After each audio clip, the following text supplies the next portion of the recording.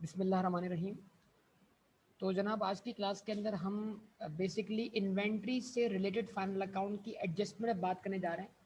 वो छोटे छोटे कॉन्सेप्ट डिस्कस करने जा रहे हैं, छोटी छोटी एग्जांपल बनाकर, एक बड़ा क्वेश्चन नहीं, एक छोटा क्वेश्चन बनाकर, जिसमें हम एक एक केस को तफसील से समझ सकते हैं।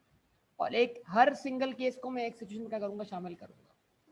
सिस्टम हमने परपीचुअल भी समझना है और सिस्टम हमने पीरियोडिक भी समझना है। बेसिकली इन्वेंट्री हमने पढ़ा है, लेकिन इन्वेंट्री को हमने फाइनल अकाउंट से क्या कर लेना है, कनेक्ट कर लेना है। ठीक है जी। तो दो चीजें हैं हमारे सामने, उसको हम लेके चल रहे हैं आपके साथ यहाँ पर। System periodic, system परपीचुअल। एक तरफ लिखूंगा मैं परपीचुअल,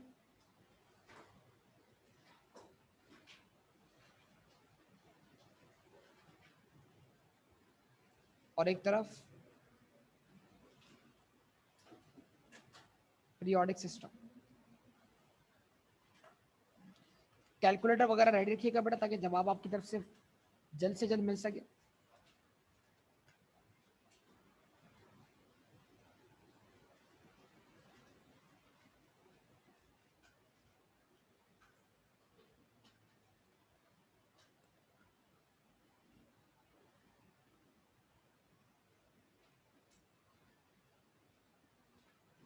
जी जनाब, तो सबसे पहली चीज हम एक एग्जांपल लेते हैं। हमने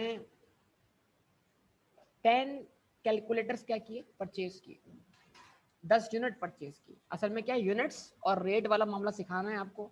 हम अज्यूम करते हैं हमने क्या किया, 10 कैलकुलेटर परचेज की। किस नीयत से? क्लास में इस्तेमाल करने की नीयत से या बेचने की नीयत से? तो फिर वो आपके लिए क्या कहलाएगी, इन्वेंट्री। तो सबसे पहली ट्रांजेक्शन हमने नोट की यहाँ पर परचेज सिस्टम में, हमने कहा inventory account debit.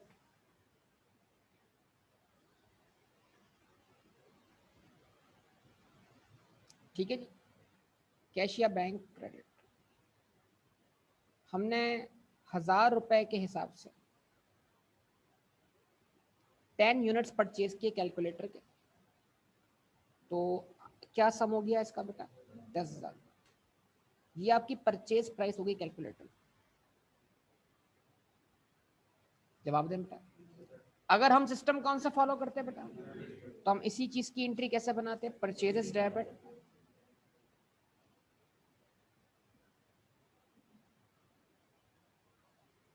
Bank credit. कितने से? 1000 मल्टीप्लाइड बाय 10। आंसर क्या आता, 10,000। हो सकता है इनको खरीदने के लिए आपने कोई कॉस्ट भी बेयर की हो। कैलकुलेटर उड़ के तो नहीं आया था आपके पास, चल के आया था, भाग कर आया था, दौड़ कर आया था, कैसे आया था? आप तक पहुंचने की कॉस्ट या कैलकुलेटर को लाने की कॉस्ट, कैरेज एनवर्ड। तो सिस्टम अगर क्या हो, तो क्या जितनी भी डायरेक्टली एट्रीब्यूटेबल कॉस्ट है वो क्या होगी। लेकिन हो मान लें थोड़ी देर के लिए कि आपने इसको बाहर से इंपोर्ट किया है। तो अगर आपने कैलकुलेटर बाहर से, तो हो सकता है आपने इसके ऊपर ड्यूटीज एंड टैक्सेस पे किया। तो हम कस्टम ड्यूटी इंट्रोड्यूस करते हैं, और कस्टम ड्यूटी इन्वेंट्री की कॉस्ट का पार्ट बनेगी। बस शर्त यह है कि जितने भी ड्यूटीज एंड टैक्सेस होंगे वो इन्वेंट्री की कॉस्ट का पार्ट कब बनते हैं, जब बाय नेचर क्या हो, नॉन रिफंडेबल हो। अगर लफ्ज आ जाए नॉन रिफंडेबल, नॉन एडजस्टेबल, तो फिर हम उसको इन्वेंट्री कॉस्ट में ऐड कर देंगे। क्या कर देंगे? और अगर लफ्ज आ जाए क्या, रिफंडेबल या एडजस्टेबल, तो वो टैक्सेस इन्वेंट्री कॉस्ट में शामिल नहीं किए जाएंगे। तो मान लीजिए आपने कस्टम ड्यूटीज पे की जो कि नॉन रिफंडेबल थी, और उसका रेट था 30%। कितना? तो आपने कितनी वैल्यू की इन्वेंट्री इंपोर्ट की, 10,000 की। 10,000 के ऊपर आपने 30% ड्यूटीज एंड टैक्सेस दी। बोले जवाब दे। अच्छा, तो इसको हम क्या करते हैं, ऐड कर लेते हैं इसके अंदर। हमने एंट्री बनाई इन्वेंट्री अकाउंट डेबिट,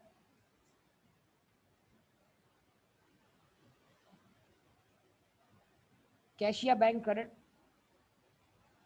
और आपने 300, जवाब दे,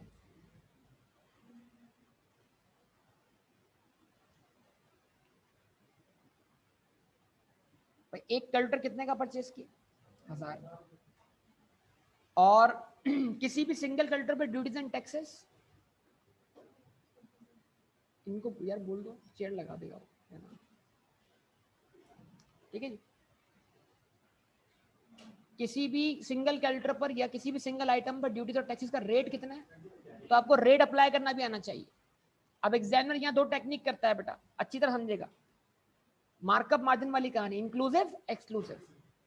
अब ये 1000 रुपए अगर प्योर परचेज प्राइस, तो क्या इसमें अभी तक कोई ड्यूटी और टैक्सेस शामिल हुआ है? तो ये value inclusive of duty and taxes है या exclusive of duties and taxes है? आप बताएं सब लोग, ये value inclusive of duties and taxes है या एक्सक्लूसिव ऑफ ड्यूटीज? तो अभी इसमें शामिल नहीं है। तो ड्यूटीज और टैक्सेस के लिए वो वैल्यू बेस वैल्यू कहलाएगी जिसके ऊपर ये रेट लगेगा। तो हमेशा ये रेट किस पे लगता है? परचेज प्राइस पर। या इसके लिए आप इस्तेमाल करेंगे CIF वैल्यू, क्या? Cost insurance and freight. क्या कि बाहर से जो इन्वेंट्री आपके पास आई है वो किस वैल्यू पर आई है? CIF वैल्यू पर आई है। किस वैल्यू पर आई है? यानी उसको लाने की कॉस्ट, उसकी परचेज कॉस्ट, उसका रास्ते का इंश्योरेंस और शिप का किराया, फ्रेट। तो जिस शिप ने आपको डिलीवर किया है उसके पैसे दिए होंगे, नहीं दिए होंगे आपने? तो सारे मिलाकर वैल्यू क्या होगी? CIF होगी। तो CIF वैल्यू पे वो कहां पहुंचेगी? गुड्स पोर्ट पर। पोर्ट पे किससे क्लियर करवाओगी? कस्टम से। तो कस्टम ड्यूटीज और टैक्सेस देने पड़ेंगे। तो कस्टम ड्यूटीज और टैक्सेस किस वैल्यू पे देने पड़ते हैं आमतौर पे? CIF वैल्यू पर, CIF परचेज प्राइस पर। तो मान लें ये CIF वैल्यू है, ठीक है जी। और क्या करेंगे आप? और मान लें ड्यूटी और टैक्सेस का रेट कितना दिया आपको? 30%। तो आपने क्या किया? मल्टीप्लाई इससे किससे किया? 0.3 से।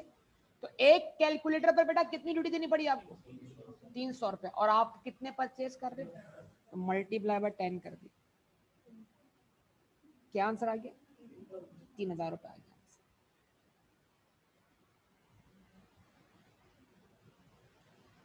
यस और नो? बोले जवाब दे। ये कस्टम से क्लियर हो गया। अब क्या है? कस्टम से बाहर निकालना है, कहां पहुंचाना है आपने? खैर मैं एक काम ये करता हूँ, बराबर में साथ साथ एंट्री बना लेता हूँ। क्या एंट्री बनेगी यहाँ पर? यहाँ नो नॉट कैरेज, ये non refundable duties and taxes है बेटा। क्या एंट्री बनी? नॉन रिफंडेबल टैक्सेस डेबिट और बैंक क्रेडिट। वर्किंग बार बार नहीं कर रहा, एकदम वर्किंग हो चुकी है लेफ्ट साइड पर, तो वही वर्किंग यहाँ चल जाएगी। ऐसा ही है, इसलिए बार बार वर्किंग नहीं करूंगा। सिस्टम क्या है? पीरियोडिक है, तो taxes and duties and taxes के लिए अलग से अकाउंट खुलेगा, एक नया हेड खुलेगा, ये जाके परचेज में ऐड नहीं होंगे। और इसका मतलब क्या है? परपेचुअल सिस्टम के अंदर ड्यूटीज और टैक्सेस का हेड हमें ट्रायल बैलेंस में दिखाई नहीं दे रहा। क्यों? क्योंकि जितने भी ड्यूटीज एंड टैक्सेस हैं वो इन्वेंटरी कॉस्ट का पार्ट बन चुके। लेकिन सिस्टम तब कौन सा है? तो ड्यूटीज और टैक्सेस के नाम से हेड खुला है, इक्विटी अकाउंट खुला है, एंट्री गई है कहां पर? जर्नल लेजर में। परचेज के अकाउंट में गई है या non refundable duties and taxes के अकाउंट में गई है? बताएं, जवाब दे सकते हो। तो इसका मतलब क्या है? ट्रायल बैलेंस में ये हेड आपको दिख सकता है। और हो सकता है इसमें कुछ अच्छा हो सकता है, ट्रायल बैलेंस में ये हेड आपको ड्यूटीज एंड टैक्सेस के नाम से दिखे। फर्ज करें ट्रायल बैलेंस में आपको ड्यूटीज एंड टैक्सेस की वैल्यू दिख रही है 5000 रुपए। कितनी दिख रही है? और उसमें से नॉन रिफंडेबल कितने? 3000 रुपए। तो वो cost of good sold calculate करते वक्त वो 3000 रुपए परचेज में शामिल कर दिए जाएंगे।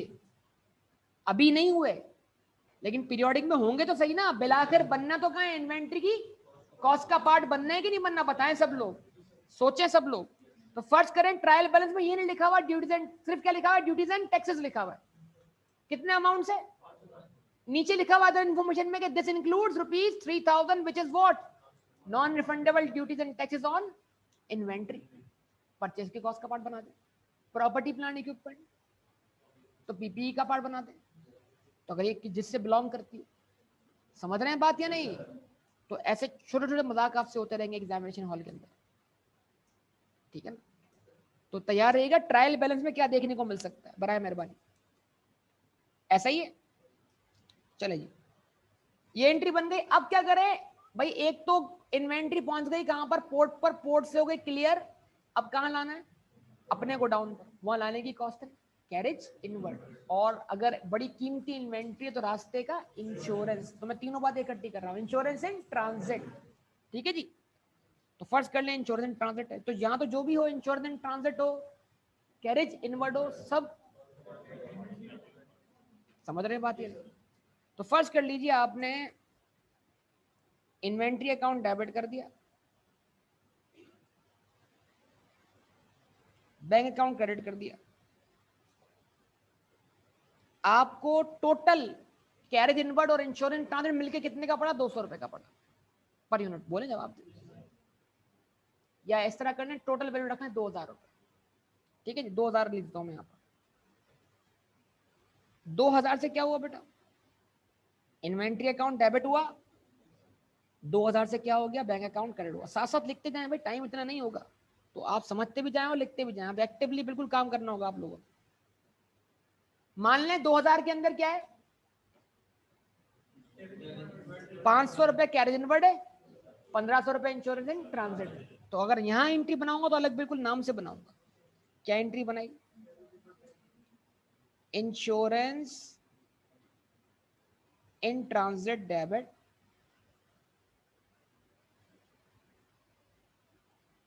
कैरेज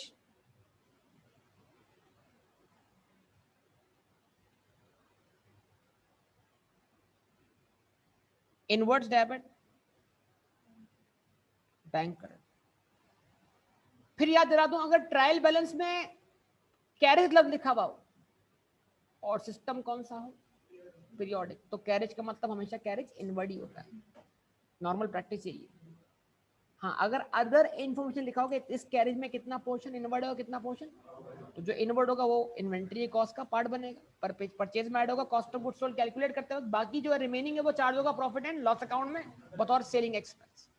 याद है या भूल चुके? चलेगी, ओके। तो मान लीजिए इंश्योरेंस इन ट्रांजिट का वैल्यू 1500 रुपए है इसमें, और 500 क्या हो गया बेटा? कैरेज इनवर्ड हो गया। टोटल अमाउंट कितना हो गया? 2000।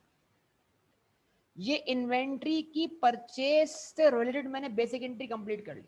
अब ये एंट्री मैं बार बार रिपीट नहीं करूंगा, इस सिचुएशन पे डिफरेंट चीजें क्या करता रहूंगा, मैं ऐड करता रहूंगा।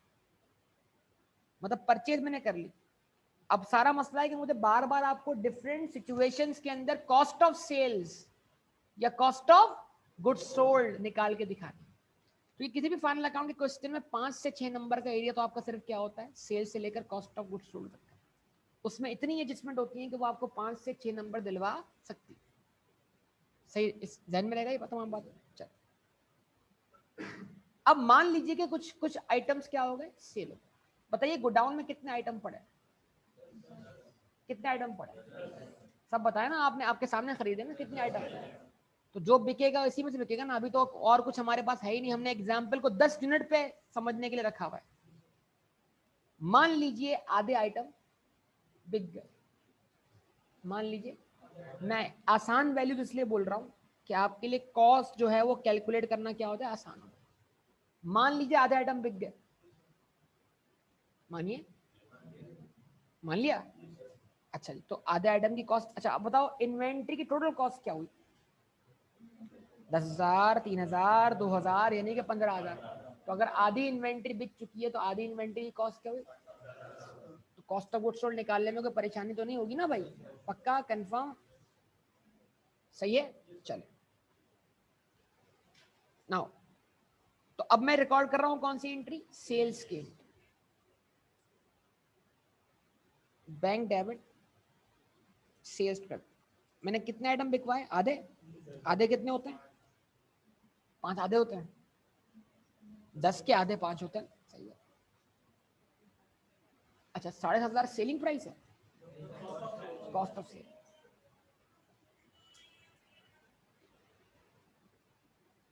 चेयर नहीं लगी हुई यहाँ, आ जाए यहाँ, इनको वहां उनको बोलो लगवा देंगे चेयर।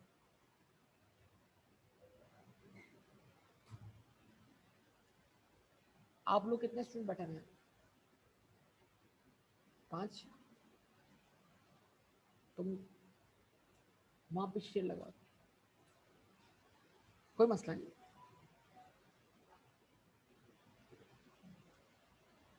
ठीक।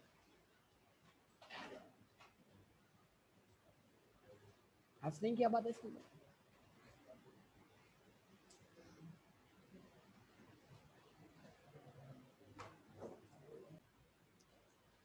तो बात हमारी चल रही थी कि अगर हम ये इन्वेंट्री सेल करने से पहले, मैं पिछली एक बात दोबारा क्या कर दूं, बता दूं, रिकॉल कर लेंगे इसको।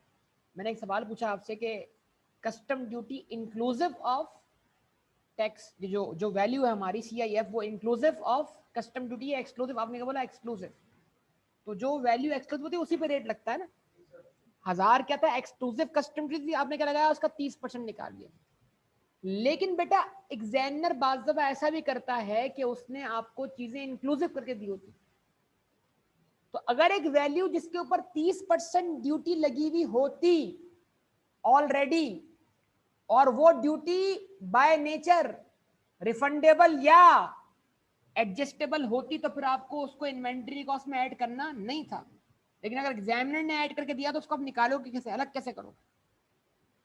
अगर 1000 30% से बढ़ा कर दिया हुआ है तो कितना दिया हुआ है? 1300 दिया हुआ है।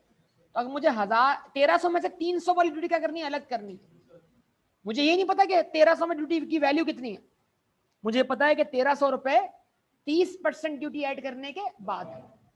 तो 1300 रुपए जो है वो 30% का इजाफा होने के बाद है। टेक्निक कौन सी है? मार्कअप वाली। तो अब 1300 रुपए जो है वो 130% के बराबर माने जाएंगे। Divide by 130 multiplied by 30। इस तरह 1300 में से क्या हो जाएगा? 300 की ड्यूटी और टैक्सेस अलग हो जाएंगे अगर आपको कैपिटलाइज नहीं करने, अगर वो बाय नेचर रिफंडेबल या एडजस्टेबल है। ऐसा एक पास्ट पेपर मौजूद है तो उस पर बात हो जाएगी। लेकिन मैं बिल्कुल दोबारा वापसी आता हूं किस पर? बेसिक की तरफ, कि हमने आधे यूनिट्स क्या कर दिए? सेल कर दिए। 10 में से आधे 5 किस रेट पे सेल किए? मान लीजिए 2500 रुपए के हिसाब से आपने एक यूनिट क्या किया? सेल किया।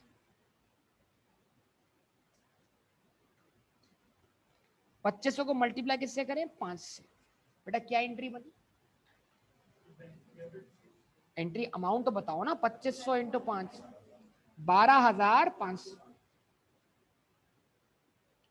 12,500 से बैंक डेबिट हुआ, 12,500 से सेल अकाउंट क्या हो गया? क्रेडिट हो गया। ऐसा ही है, बोले सब लोग।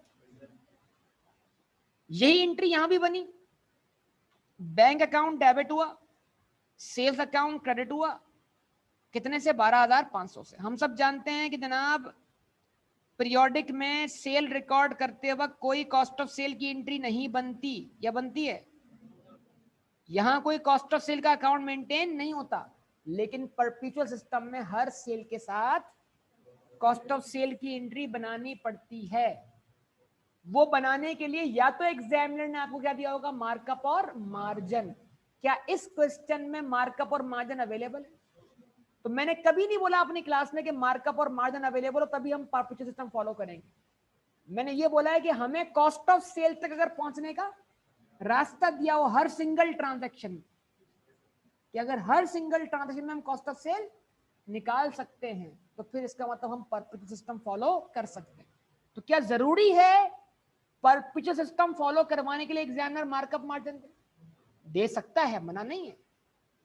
लेकिन अगर वो हर सिंगल ट्रांजैक्शन की कॉस्ट निकालने का आपको रास्ता दे रहा है कि हर सेल की कॉस्ट ऑफ सेल निकाली बगैर मार्कअप और, तो फिर आप निकाल सकते हैं। जैसे कि आप एग्जांपल देखिए, अब मैं यहां पर इस सिचुएशन में कॉस्ट ऑफ सेल की एंट्री बना दूंगा बगैर मार्कअप और मार्जिन के। बहुत तवज्जो चाहिए होगी, बोर्ड पे देखिए।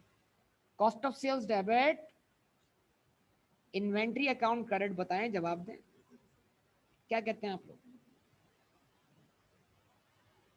रिस्पॉन्स करें। अच्छा जी, अब तवज्जो चाहिए आप सबकी बहुत।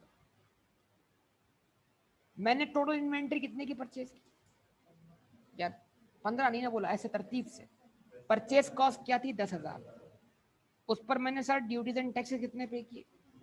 वो ऐसे भी निकल सकते हैं, इसको 1.3 से मल्टीप्लाई कर दो।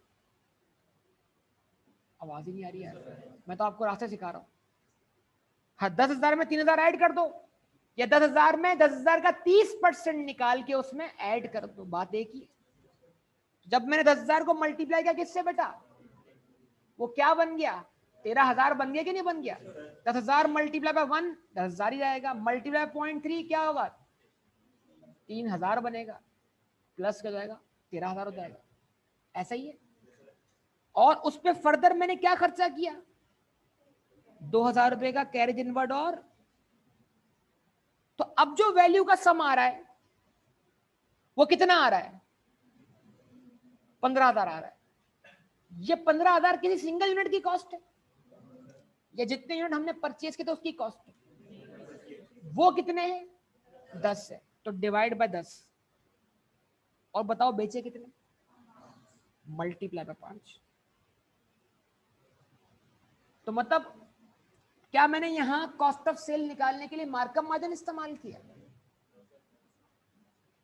या मेरे पास कॉस्ट तक पहुंचने का रास्ता मौजूद था? बोले, जवाब दें आप सबका। और वो रास्ता क्या है, फीफो और एफको, वही रास्ता है। ये मैं ब्रैकेट में क्या कर रहा हूं, मैंने पर यूनिट कॉस्ट निकाल ली, यानी क्या बन गया, वो रेट बन गया। उस रेट को मैंने क्या किया, जितने यूनिट्स बेचे थे उससे मल्टीप्लाई कर दिया, बगैर किसी शेड्यूल के। सोचें इस बात को, यस और नो। क्या आंसर आया, 7,500 आंसर आ गया। एंट्री बन गई, cost of sales debit, inventory account credit. क्या ख्याल है, ये एंट्री बन गई।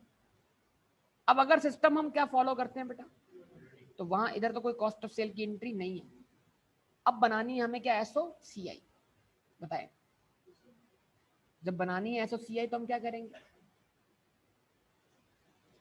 कुछ चीज हम देख लेते हैं।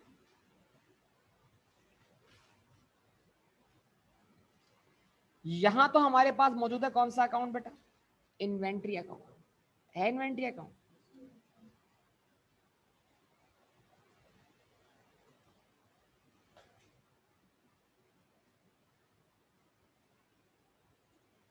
क्या इस अकाउंट में कोई बैलेंस बीडी मौजूद है? इस अकाउंट में कुल मिलाकर टोटल कितना बैलेंस डेबिट हुआ, इन शॉर्ट, टाइम जाया किए बगैर, 10,000 परचेज कॉस्ट, और जो डायरेक्टली एट्रीब्यूटेबल कॉस्ट थी वो भी इसी अकाउंट में डेबिट हुई ना। सब मिलाकर ये अकाउंट कितने से डेबिट हुआ, 15,000 से।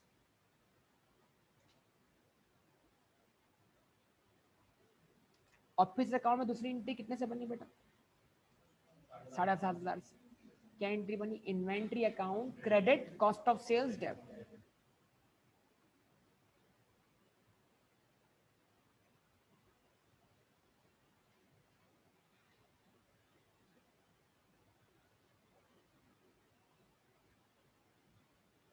अब ये अकाउंट क्या शो कर रहा है बेटा, बैलेंस सीडी किसका, इन्वेंट्री का। बोले, जवाब दे, कितना, 7,000, 7,500 रुपये शो कर रहा है बैलेंस।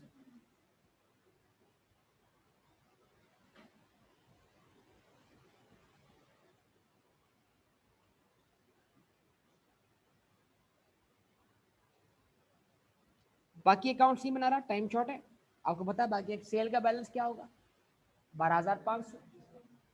कॉस्ट ऑफ सेल का बैलेंस क्या होगा, 7,500। इन्वेंट्री का बैलेंस क्या होगा। सच समझा रहा हूँ कि ट्रायल बैलेंस में हमें चीजें किस तरह देखने को मिलेंगी, ये समझा रहा हूँ मैं आपको।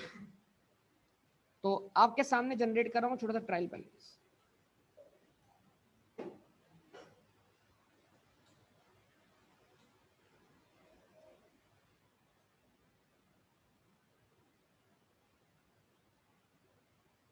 तो आप जानते हैं इस ट्रायल बैलेंस में जो इन्वेंट्री होगी वो अपनी कॉस्ट पर होगी और क्लोजिंग इन्वेंट्री होगी। बताएं, जवाब दें। सेल्स कितने पर होगी, 12,000। सेल्स कितने पर होगी, 12,500 पर होगी।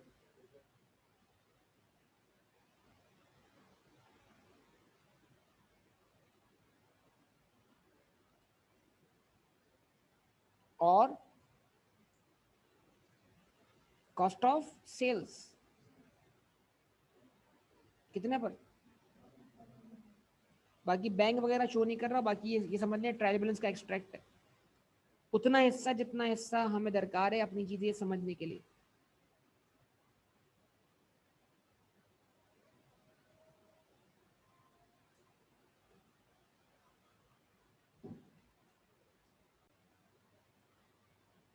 जी जनाब, तो यहाँ पर इतना आपके सामने क्या बन गया, ट्रायल बैलेंस जनरेट हो गया। अब अगर कोई अदर इन्फॉर्मेशन नहीं है, कोई प्रॉब्लम नहीं है, आपका क्या करना है, प्रैक्टिकली आपने क्या करना है, परपीचुअल सिस्टम में भी गो डाउन जाना है।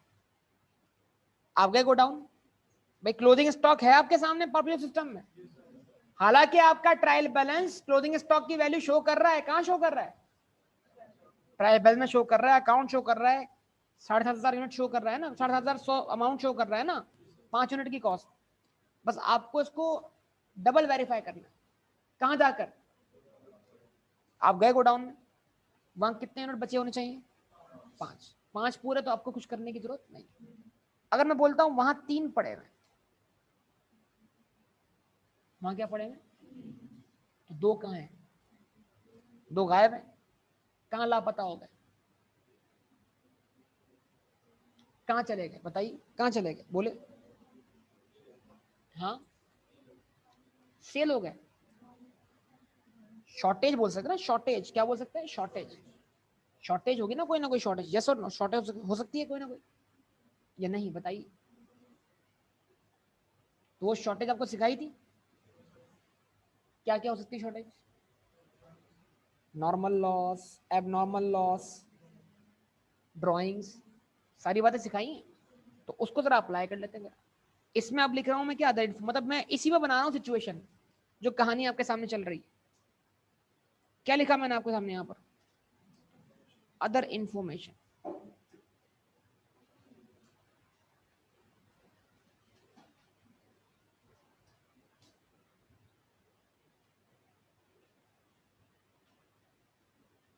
On stock count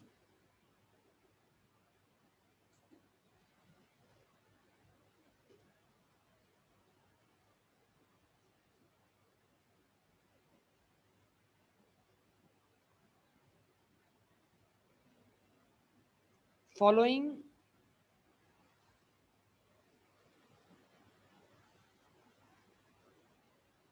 discrepancies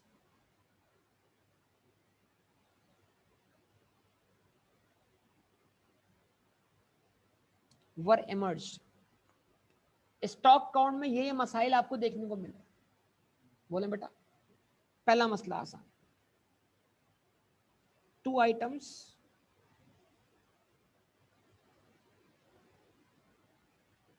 were found short। ठीक है जी, 2 आइटम क्या मिले, शॉर्ट में, गोडाउन में है 2 आइटम, ठीक है जी।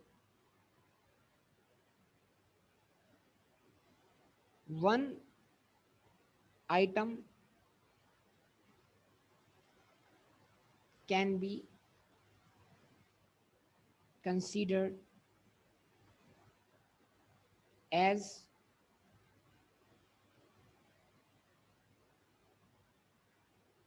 नॉर्मल लॉस, एक को क्या मान लें, दूसरे को क्या मान लें, एबनॉर्मल, ठीक है जी। 1 item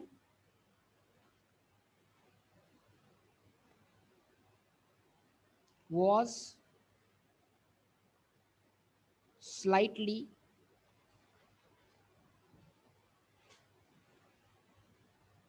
defective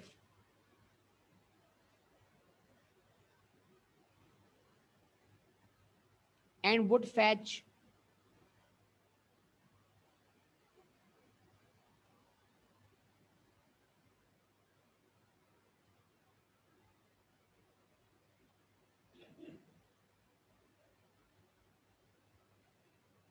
60% of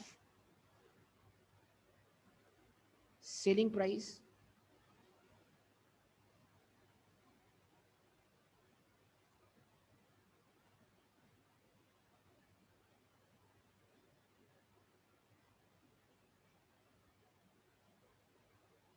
after expense of ₹200। ठीक है जी, एक आइटम जो है वो क्या है, स्लाइटली डैमेज है, जो अगर बिकेगा तो कितने का बिकेगा, अपनी नॉर्मल सेलिंग प्राइस से अभी आपने जितने भी आइटम बेचे हैं वो कितने के बेचे? यार आप सबका रिस्पॉन्स चाहिए बेटा। हर सिंगल यूनिट कितने का बिका है अभी? तो नॉर्मल सेलिंग प्राइस क्या हुई? 2500 का 60% निकालिए, 2500 का 60% निकालिए, तो हर आइटम कितने का बिकेगा? 1500 का। लेकिन 1500 का बेचने के लिए आपको 200 का खर्चा क्या होगा? कोई कमीशन हो सकता है, कोई रिपेयर एक्सपेंस, एनआरवी निकालने के लिए सिखाई ये बात या नहीं सिखाई? तो दो चीजें कवर कर रहा हूं, नॉर्मल लॉस, एबनॉर्मल लॉस और एनआरवी। ये तीन बातें कवर कर रहा हूं इसके अंदर। बताइए आप लोग मुझे, अब आप मुझे बताइए, जरा लॉजिकली सोच के बताइए सब लोग, आप सबका रिस्पॉन्स चाहिए। वो रिस्पॉन्स ये चाहिए, जब बैलेंस शीट ही दिख रहा है आपको, ट्रायल बैलेंस में कितने यूनिट की कॉस्ट है बेटा? 5। पक्का कंफर्म? हर एक यूनिट कितने का वैल्यू किया आपने? कितने का वैल्यू किया? कितने का वैल्यू किया? हर एक यूनिट कितने का वैल्यू किया? कॉस्ट क्या है? हर यूनिट खरीदा कितने का? 1000 का। 300 रुपए दी उस पर ड्यूटी, और 2000 रुपए दिए किसके? कैरेज इनवर्ट वगैरह के ना। तो 2000 को डिवाइड बाय 10 कर दो, पर यूनिट क्या होगा? 200 रुपए। तो एक यूनिट कितने का पड़ा? आसान लफ्जों में 15,000 को डिवाइड बाय 10 कर दो, क्या आएगा आंसर? 1500 आएगा नहीं आएगा? जवाब दो सब लोग। तो एक यूनिट कितने का पड़ा? 1500 को 5 यूनिट कितने का पड़े? 7500 के। अब इसका मतलब क्या है? जो दो यूनिट यहां मौजूद नहीं है उनको यहां से निकाल दो। आवाज ही नहीं आप लोग की। जो दो यूनिट यहां पे नहीं है उनको यहां से निकाल दो ना। अगर वो गुम हो चुके हैं, वो लॉस्ट हो चुके हैं, तो वो इन्वेंट्री में होने नहीं चाहिए ना, वो आपके लिए एसेट नहीं है। तो उन दो यूनिट्स को यहां से रिमूव करो। तो वो दो यूनिट 7500 में कितनी वैल्यू में मौजूद है? 3000। एक यूनिट की कॉस्ट, दो यूनिट की कॉस्ट। तो इन्वेंट्री अकाउंट में दो यूनिट की कॉस्ट रिमूव करनी है, यस और नो? क्या करेंगे उसके लिए? क्या बनाएंगे एडजस्टमेंट? बोलें क्या एंट्री बनाऊं? ये आपके सामने बना रहा हूं एंट्री। वैल्यूएशन सारी हुई हुई है बेटा। इन्वेंट्री अकाउंट क्रेडिट कितने से? बहुत सारे तरीके हैं सर। टोटल कॉस्ट कितनी थी सर? 15,000। सर 15,000 कितने यूनिट की कॉस्ट थी? 10 यूनिट की। इसमें कैरेज इनवर्ट, ड्यूटीज, टैक्सेस सब शामिल करना है। मल्टीप्लाई किससे कर दिया? 2 से। Multiply by 2 divide by 10। Calculate करें प्लीज। तो इन्वेंट्री अकाउंट क्रेडिट सर कितने से? तो सर इन्वेंट्री में अब ये 3000 मौजूद नहीं है, रिमूव कर दें इसको। पक्का कंफर्म? अच्छा जी, अब क्या माने इसको? लॉस। सर कौन सा लॉस? नॉर्मल लॉस तो cost of good sold debit, abnormal loss तो stock loss, profit and loss account debit. तो सर एक को माने नॉर्मल और एक को माने, ताकि हमारे दोनों ट्रीटमेंट हम सीख जाएं। तो एंट्री क्या बनी? स्टॉक लॉस डेबिट कितने से? 1500 से। 1500 कैसे आ रहे हैं पता है सबको बेटा? और COGS डेबिट कितने से बेटा? जब इस एंट्री का इफेक्ट आएगा कहां पर? इन्वेंट्री अकाउंट में। बोले बेटा, तो जब 7,500 में से 1500 3,000 रुपए निकाल दिए जाएंगे, इन्वेंट्री अकाउंट 3,000 से क्रेडिट कर दिया जाएगा, तो इन्वेंट्री अकाउंट का बैलेंस कितना बचेगा? 4,500। कितने यूनिट की कॉस्ट होगी? और उन तीन में भी एक मसला है। बोले भाई आप जवाब ही नहीं दे रहे मुझे यार। उस तीन में भी एक मसला है ना। उस तीन में एक यूनिट की कॉस्ट क्या है? उस तीन में एक यूनिट की कॉस्ट क्या है? 1500। कॉस्ट आ गई। उसके एनआरबी निकालें, वो इन्वेंट्री का डिफेक्टिव है तो कितने की बिकेगी? अभी हमने कोई भी इन्वेंट्री कितने की बेची है? 2500 की। तो एस्टिमेटेड सेलिंग प्राइस क्या है? एक काम करते, वर्किंग करते, निकालते हैं एनआरबी लॉस। क्या निकालते हैं बेटा? बोले सब लोग, क्या निकालते हैं? NRB loss. कैसे निकलता है एनआरबी लॉस बेटा? पहले एनआरबी निकलेगी ना, लॉस तो बाद में मैच होके निकलेगा। पहले आप निकालें एनआरवी, लॉस तो बाद में आएगा। एनआरवी क्या है? Expected selling price. Sir expected selling price जो है वो नॉर्मल सेलिंग प्राइस का 60% है।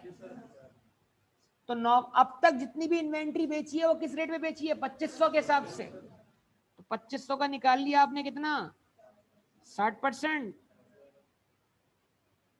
क्या आंसर आ गया? 1500 आ गया आंसर। लेस क्या करते हैं इसमें सर? Selling expense. बताया एक्सपेंस। तो सर इन्वेंट्री की एनआरवी कितनी हो गई? जवाब दें सब लोग। और जिस इन्वेंट्री की एनआरवी 1300 है उसकी कॉस्ट क्या है सर? 1500। तो एनआरवी लोअर है या कॉस्ट लोअर है? जब एनआरवी लोअर है तो उस इन्वेंट्री को किस पे वैल्यू होना चाहिए? एनआरवी पे होना चाहिए। बताएं। तो अब एनआरवी लॉस निकालना पड़ेगा ना। बताइए। तो एनआरवी लॉस क्या हुआ? 1500 कॉस्ट, बोले भाई, माइनस 1300, 200 क्या हो गया? एनआरवी लॉस हुआ ना। अब ये बताइए, फिर रिपीट कर रहा हूं, फिर पूछ रहा हूं, ये बैलेंस शीट है इन्वेंट्री अकाउंट का। इसमें से आप कितने यूनिट की कॉस्ट निकाल चुके हैं? ये यूनिट्स तो है ही ना आप यहाँ पर। बचे कितने यूनिट्स? 3 में एक क्या है? डिफेक्टिव है। तो जो एक डिफेक्टिव है उसकी कॉस्ट क्या है? वो इन्वेंट्री अकाउंट में मौजूद है। कितनी वैल्यू पर? उसको लाना है उसकी एनआरवी पर। एनआरवी कितनी है? तो 1500 को क्या बनाना है? कितने से बनाऊं? तो परपेचुअल सिस्टम में एनआरवी की क्या चाहिए होती है? एडजस्टमेंट। कितने से बनेगी? 200 से। क्या एंट्री बनेगी? Inventory account credit. बोले, जवाब दें। 200 से क्या डेबिट करूं? Cost of goods sold debit 200। अब अगर आप इसका बनाएंगे क्या? एसओ सीआई बना सकते हैं? बोले, जवाब दें। तो कैसे दिखेगा एसओ सीआई? सब लोग जवाब दें। और यही रिजल्ट हमें निकालना है किससे? पीरियोडिक से। बताएं सब लोग। सेल्स 12,500।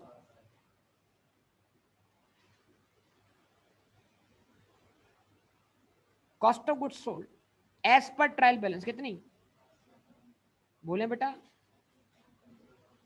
उस कॉस्ट ऑफ गुड्स सोल्ड में क्या होगा? आप सबका जवाब। आवाज ही नहीं है आप लोगों की बेटा। कॉस्ट ऑफ गुड्स सोल्ड में 1500 का क्या होगा? नॉर्मल लॉस शामिल होगा। ऐड क्या? Normal loss. बोले, जवाब दे। नॉर्मल लॉस कितने शामिल हुआ? पक्का कंफर्म? भाई जितने से ऊपर फास्ट बेटा cost of goods sold debit हुई उतने से क्या हुआ? इजाफा हुआ ना। तो 1500 के क्या शामिल हुआ इसमें? Normal loss. मजीद इसमें क्या शामिल हुआ? NRV loss. जरा बताओ कॉस्ट ऑफ गुड्स सोल्ड का वैल्यू क्या हो गया? 9200। तो हमारे पास ग्रॉस प्रॉफिट क्या आया? 3000, 3300।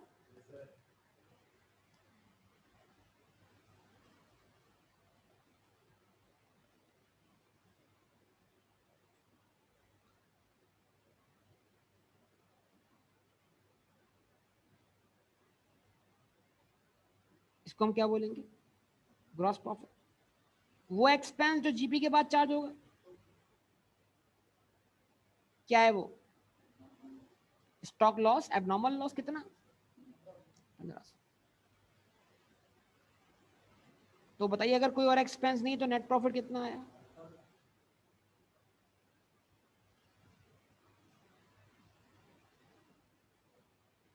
अब सवाल यही है कि क्या ये सारा काम आप कर सकते हैं किस कुछ ट्रायल बैलेंस पीरियोडिक वाले? परपेचुअल समझ में आ गया आपको?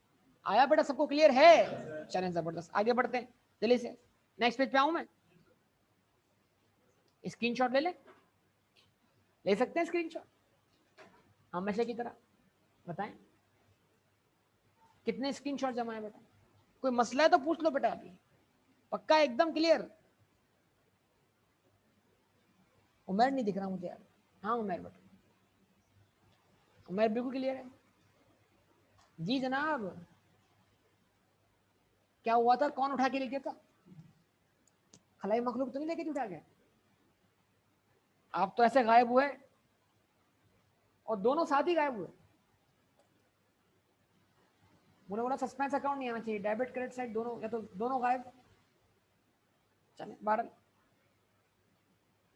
जी जनाब। लिख चुके? नहीं लिखा? परेशान है, दुख में? मसला ही नहीं। अभी तो एग्जाम मंडे को है यार, क्या टेंशन है ऐसी? मंडे बहुत दूर है। हाँ आपको आज लग रहा था मंडे? यार घड़ी में सेल डालो, वो ऐसा होता है कि घड़ी रुक जाती है पास तक, आगे पीछे टाइम हो जाता है भाई? क्या कहते हो? ये घड़ी में सेल डालने से याद है, फ्यूल फ्यूल का टाइम तो नहीं हो गया? सीएनजी लो तो नहीं है अभी? है?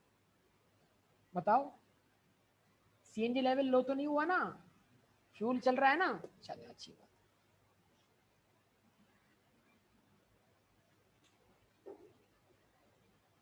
मैं मजाक थोड़ी कर रहा हूँ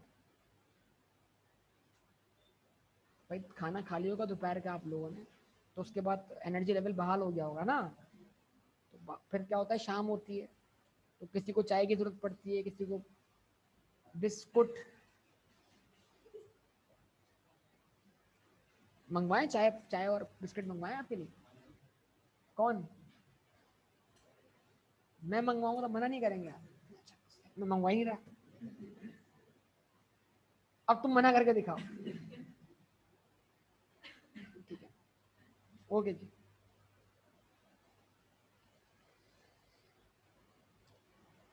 जाए भाई नेक्स्ट पेज पर। अच्छा,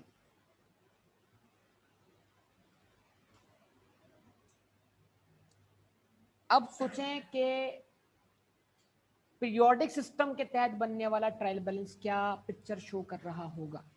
इस चीज को ध्यान में रखिएगा। एडजस्टमेंट में उठा लेता हूं दोबारा यहां से, और यही एडजस्टमेंट मैं आपके सामने लिख दूंगा, आपको लिखना पड़ेंगे।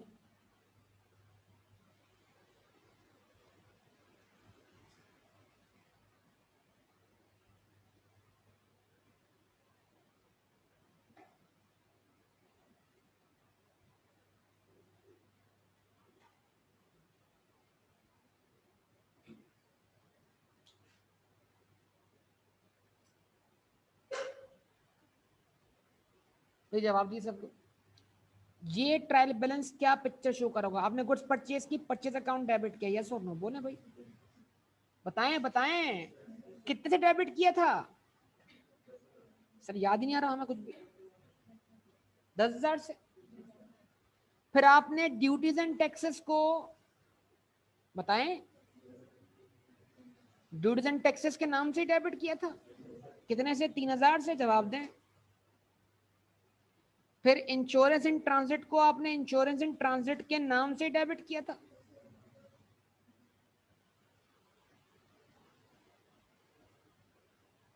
1,500 से भाई, बोले। फिर आपने कैरेज इनवर्ड को कैरेज इनवर्ड के नाम से डेबिट किया था। भाई आप सब बताया करें, लगे जिंदा हैं। सेल्स, सेल्स को आपने सेल्स के नाम से क्रिएट किया था 12,500 से। और क्योंकि कोई ओपनिंग स्टॉक नहीं है तो ट्रायल बैलेंस कोई इन्वेंट्री शो नहीं कर रहा। ऐसा ही है बेटा। अब आप सबकी बहुत तवज्जो चाहिए होगी यहाँ। एक एक आइटम इंपॉर्टेंट है यहाँ पर करा, एक एक बात इंपॉर्टेंट है यहाँ पर, एक एक बात सोचनी है, पार्टिसिपेट करना है और जवाब देना है। मतलब खाली बोलना नहीं है, दिमाग पहले सोचना है फिर बोलना है। अगर पहले बोलेंगे बाद में सोचेंगे, मसला हो जाएगा। क्या मसला हुआ? ये सबसे बड़ा मसला है, कॉल आना। ठीक है जी। नाउ एसओसीआई स्टार्ट करूं। सेल्स को ले गए आप कहां पर? एसओसीआई में। हुनैन बेटा कितने से? हुनैन बेटा कितने से? बेटा हुनैन कितने से आवाज कहाँ चली गई? 12,500। 12,500 क्या होता है? लेस क्या करना है बेटा? ये तो आपके हालात अभी से खराब हो गए, मतलब थोड़ा बोले लगे। क्या लेस करना होता है? Cost of sale periodic system में क्या करनी होती है? कैलकुलेट। पीरियोडिक सिस्टम में कैलकुलेट करनी पड़ती है। ओपनिंग स्टॉक है, परचेज है, लिख दें।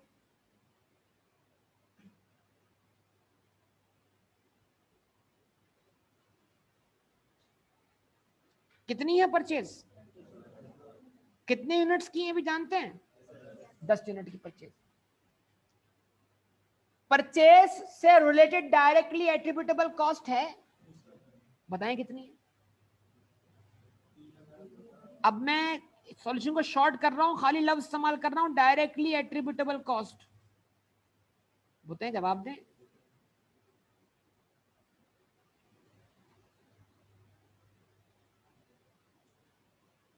कितनी कॉस्ट है बेटा? 5,000 है।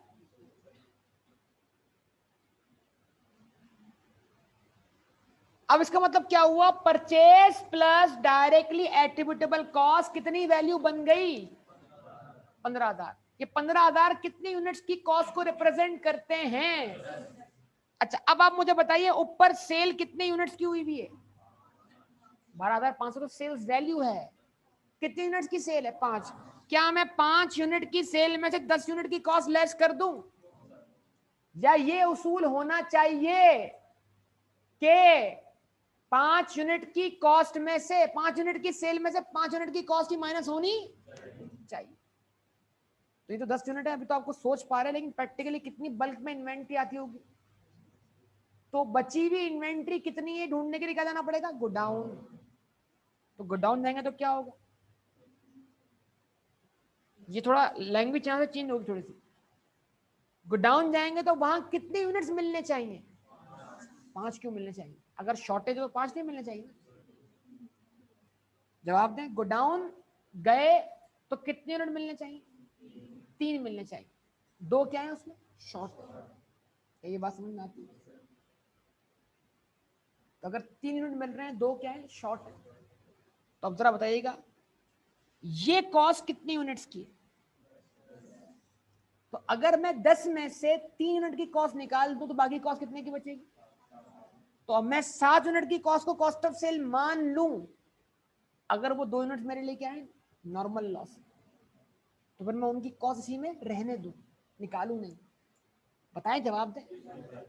तो फिर मैं 3 को ही क्या मान लूं? Closing stock. मतलब मुझे नॉर्मल लॉस की अलग से कोई एडजस्टमेंट पास करने की जरूरत नहीं है। मुझे 3 यूनिट को क्या मान लेना चाहिए? Closing stock.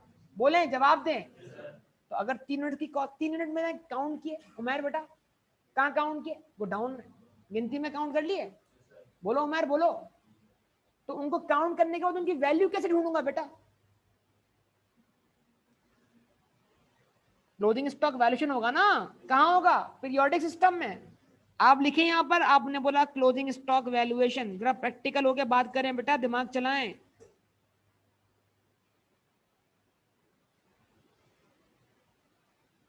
Closing stock valuation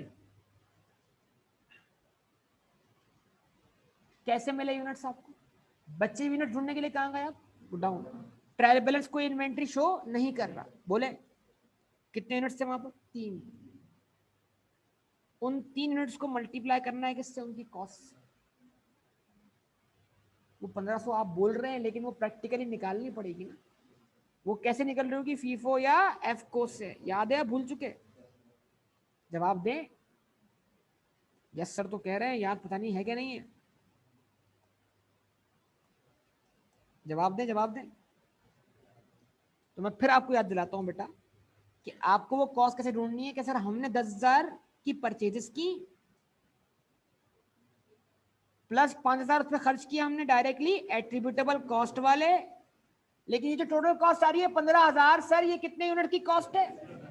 तो सर इसको डिवाइड बाय 10 कर दें तो आपको 1 यूनिट की कॉस्ट मिल जाएगी। कितनी? 1500। अब गोडाउन में कितने यूनिट गिनती में आए सर? मल्टीप्लाई कर। क्या आंसर आया? अब आप मुझे बताओ, अगर मैं क्लोजिंग स्टॉक 4500 से डेबिट कर दूं, अगर तो 4500 एसिड बन जाएगा, और ट्रेडिंग अकाउंट क्रेडिट कर दूं 4500, तो 4500 इस परचेज और परचेज वाली कॉस्ट में से अलग हो जाएगा। तो अगर मैं 15,000 में से 4500 निकाल दूं तो आंसर क्या बचेगा? 10,000। सर 10,500 5 यूनिट की कॉस्ट ऑफ सेल या 7 की, यानी आपने 10 में से 3 यूनिट की कॉस्ट को अलग किया तो 7 यूनिट की कॉस्ट ऑफ सेल बनी कि नहीं बनी? पर आपने बेचे कितने? 5। तो ये 2 यूनिट की कॉस्ट को भी आप कॉस्ट ऑफ सेल मान रहे हैं, क्यों? अगर नॉर्मल लॉस है तो मान लें, और अगर एबनॉर्मल लॉस है तो ना माने। समझ रहे हैं मेरी बात? तो अब बताएं जरा, एक को नॉर्मल लॉस मानना है, एक को नहीं मानना। एक की कॉस्ट इसमें रहने दें। अब जरा फिर नॉर्मल होकर सोचे, बिल्कुल सर अगर कुछ भी ना होता, कोई डिस्क्रिपेंसी ना होती, तो मैं इसमें से कितनी कॉस्ट निकालता? 7,500। प्रैक्टिकल होके सोचे, कितनी कॉस्ट अलग करता? यानी 5 यूनिट की कॉस्ट ऑफ सेल में रहने देता, और 5 की कॉस्ट को इसमें से अलग कर लेता। तो 7,500 कॉस्ट ऑफ सेल बनती कि नहीं बनती? आसान वैल्यूज हैं, सोचें, दिमाग चलाएं। क्या 7,500 कॉस्ट ऑफ सेल बनती? अगर कोई डिस्क्रिपेंसी ना होती, गोडाउन में कितने यूनिट मिल जाते? कोई एनआरबी का मसला ना होता, तो क्लोजिंग स्टॉक डेबिट होता कितने थे? 7,500 से। ट्रेडिंग अकाउंट क्रेडिट होता कितने थे? 7,500 से। होता कि नहीं होता? और 5 यूनिट की कॉस्ट क्या बन जाती? अब आप मुझे बताओ कि 5 में से 5 सोल्ड है, 5 अनसोल्ड है, गोडाउन में कितने मिल रहे हैं? 3। 2 क्या है? शॉर्ट है। एक का लॉस नॉर्मल और एक का लॉस क्या है? तो एक का लॉस वहीं छोड़ दो। इसका मतलब 10 यूनिट्स की कॉस्ट में से 6 यूनिट्स की कॉस्ट ऊपर छोड़ दो। अलग कितनी करो? अलग कितनी करो? 4। पक्का कंफर्म? तो इसका मतलब मैं बना रहा हूं 2 एडजस्टमेंट्स। बहुत तवज्जो, मतलब मैं इसमें से कितने यूनिट की कॉस्ट अलग कर रहा हूं? 4 की। कैसे? 2 स्टेप में,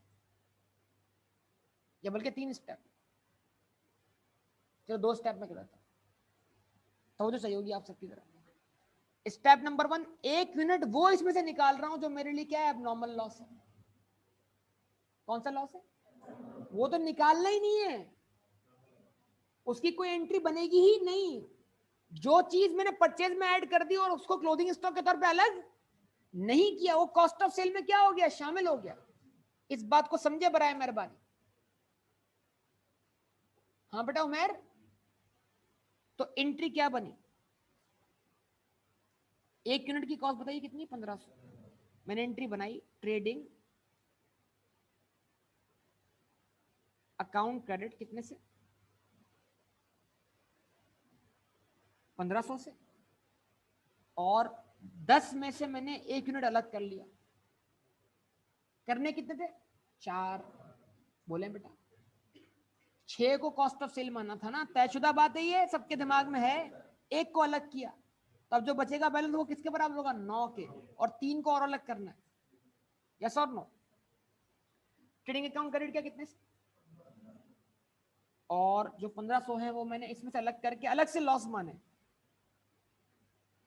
स्टॉक लॉस डेबिट कितने से?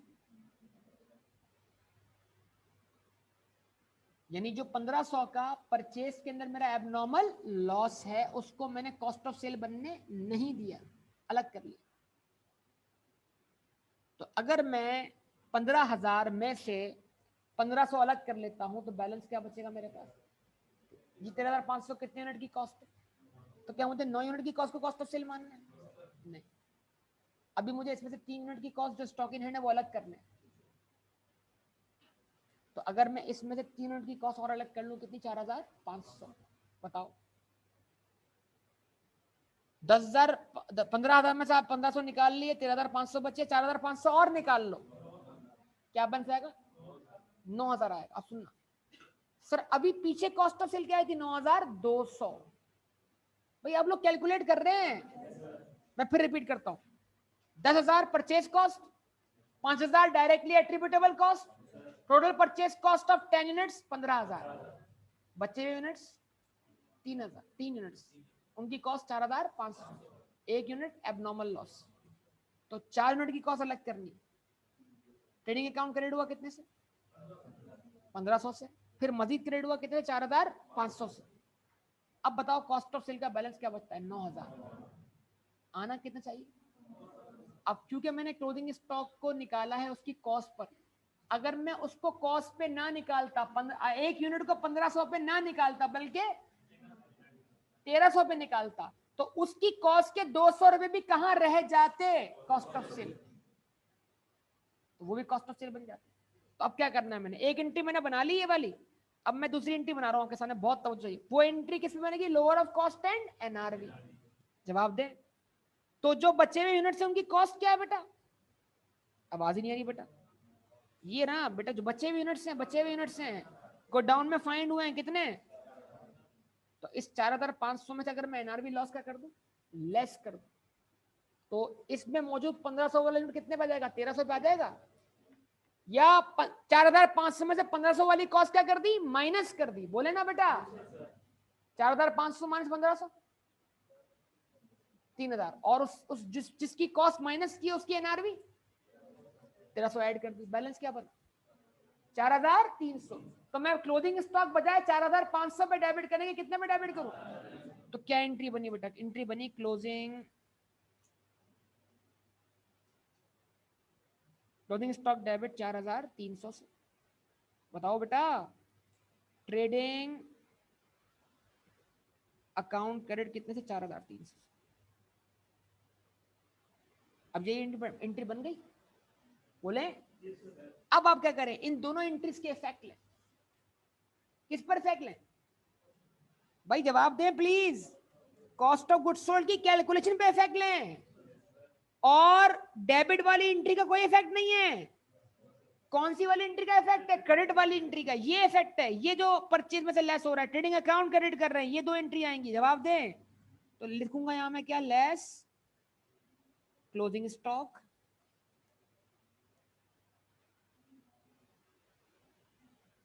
क्लोजिंग स्टॉक कितने पे लिया मैंने? Lower of cost and NRV पर 4,300। हालांकि इसकी कॉस्ट क्या है ऊपर? 4,500। तो मैं इसकी कॉस्ट 4,500 अलग करने के बजाय कितना अलग कर रहा हूं? 4,300। तो इसकी कॉस्ट के 200 रुपए बाकी रह गए ऊपर, कॉस्ट ऑफ सेल में शामिल हो गए। और जो स्टॉक डिस्ट्रॉइड है या स्टॉक लॉस है, रेफरेंस के तौर पे यूज कर रहा हूं इसको, ये डेबिट वाली एंट्री नहीं है। कौन सी एंट्री है? लेकिन रेफरेंस किसका आ रहा है? डेबिट वाली एंट्री का। भाई क्लोजिंग स्टॉक लिखता हूं तो मतलब मैं ट्रेडिंग अकाउंट क्रेडिट करता हूं, लेकिन रेफरेंस किसका देता हूं? क्लोजिंग स्टॉक का ना। कि अगर ट्रेडिंग अकाउंट ये माइनस होना, ट्रेडिंग अकाउंट क्रेडिट होना है, तो वजह क्या है? ये हमारे लिए अनसोल्ड स्टॉक है। आवाज ही नहीं आ रही बेटा। और ये ट्रेडिंग अकाउंट क्रेडिट हो रहा है कितने से? 1,500 से।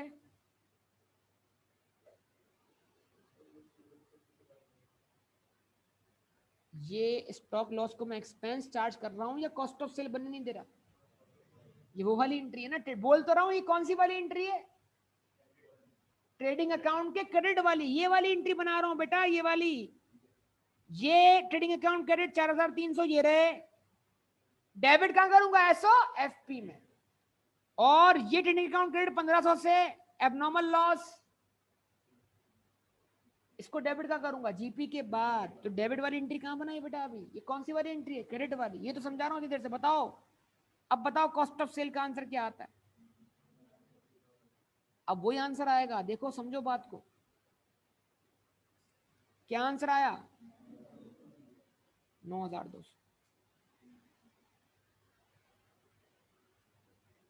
ग्रॉस प्रॉफिट कितना आ गया? वही आ गया 3,000। और अब स्टॉक लॉस एक्सपेंस बन के चार्ज हुआ कहां पर? After GP. कितने से? 1,500 से। तो बेटा आप देख लो माइज, ये स्टॉक लॉस की डेबिट वाली एंट्री है बेटा। ये एंट्री ये रही, और ये एंट्री ये रही। समझ रहे हो बात या नहीं? तो एक एंट्री डेबिट वाली है और एक एंट्री ऊपर हम क्रेडिट करके क्या कर रहे हैं, उसको कॉस्ट में से अलग कर रहे हैं ताकि ये लॉस कॉस्ट ऑफ सेल का पार्ट ना बने, और फिर डेबिट कर रहे हैं प्रॉफिट एंड। और अगर इसका क्या मिलेगा, क्लेम, क्या मिलेगा, इंश्योरेंस क्लेम, तो फिर हम लॉस डेबिट नहीं करेंगे, क्लेम रिसीवेबल डेबिट करेंगे। क्या करेंगे, फिर एंट्री क्या बनेगी, claim receivable debit trading account credit. मान लो क्लेम मिलेगा कितने का, 1000 का, 1500 का नहीं मिल रहा, तो एंट्री बनाओ क्लेम रिसीवेबल डेबिट 1000 से, लॉस डेबिट कितने से, 500 से, ट्रेडिंग अकाउंट क्रेडिट कितने से, 1500। तो ये सिचुएशन है, इन्हीं चीजों को आपने क्या करना है, फेस करना है। एग्जामिनर क्या कर रहा होगा, सिचुएशन बदल रहा होगा आपके सामने। समझ पा रहे हैं बात या नहीं? तो बहरहाल ये तमाम बातें आपके सामने यहाँ पर हैं, और ये मैंने आपके सामने दोबारा से नॉर्मल और एब्नॉर्मल लॉस की बात की है। नमाज के ब्रेक के बाद हम क्या करते हैं, फाइनल अकाउंट के क्वेश्चन को स्टार्ट करते हैं, ठीक है।